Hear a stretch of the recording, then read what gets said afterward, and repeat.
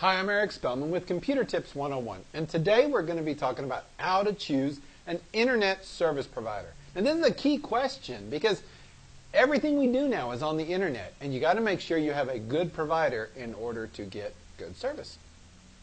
Location is key. I'm here to tell you where you are and what you're going to be doing are very important. First of all, decide whether you're going to be mobile or stationary. In other words, do you need to take this internet everywhere you go?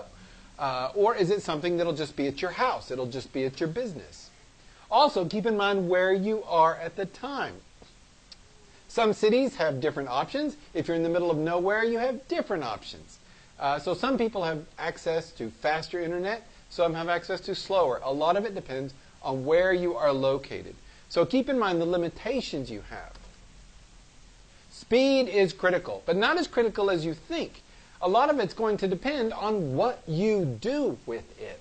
I mean, if all you're doing is checking your email, you don't need fast internet. It'll be a waste of your time. If it's just you on the internet and no one else, you don't need super fast. But if it's everybody, if there's so many people in your family that are going to be on it simultaneously watching videos, then yes, you need a much faster speed. So ask yourself those questions. How much are you going to be using of the internet, and how many people will be using it simultaneously? One of the first types of internet to consider, and it's usually the cheapest, is dial-up. It is the oldest and slowest. It uses a land-based telephone line, and it's been around since forever. In fact, I was employee number 3 at Amarillo's first internet service provider, and that's all we had was dial-up at the time. And like I said, it is usually the cheapest. So if you don't need high speed and money is the most critical key, then you might want to consider going with dial-up. DSL is the next step up, and it uses a telephone line, but it uses a different kind of technology so that you get much faster speeds. It is the second oldest technology out there, and like I said, it is faster. It's great for a single user checking web pages or checking email. If cost is not the primary consideration and it's just you using it by yourself, DSL will probably be fine. Wireless is another step up, and it also gives you an option that the others don't, and that's it. It doesn't require a cable, meaning you can take it places. I actually use this, a little looks like a hockey puck that I can carry around, and it communicates wirelessly. However, it must be in proximity to towers, much like your cell phone. But in this case, data towers. And depending on the service you use, depends on where you can use it and where you can't.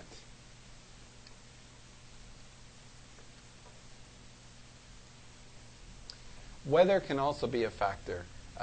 Believe it or not, you can also get into situations where rain or snow can block the tower to you, and so you run into issues, kind of like satellite service.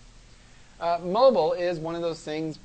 A lot of people's phones can be turned into little hotspots. You may have heard that technology, and that's another form of wireless communication. It is faster than DSL in most cases, but it's going to cost a little bit more, and once again, it does allow you to go wherever you want.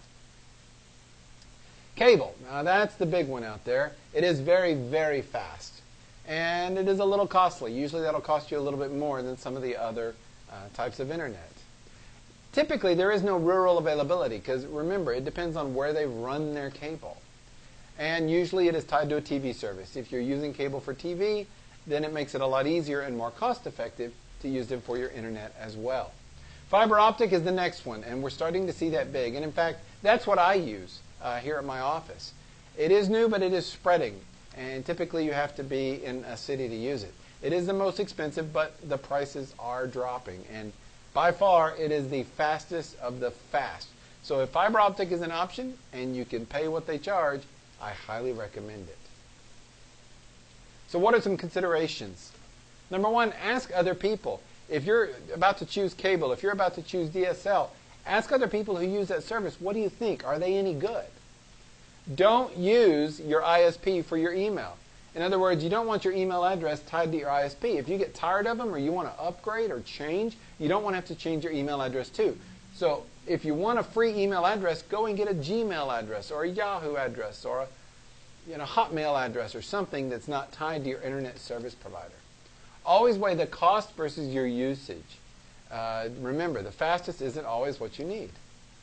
And always know the out. Always ask them, if you become dissatisfied with them, is there a long-term contract?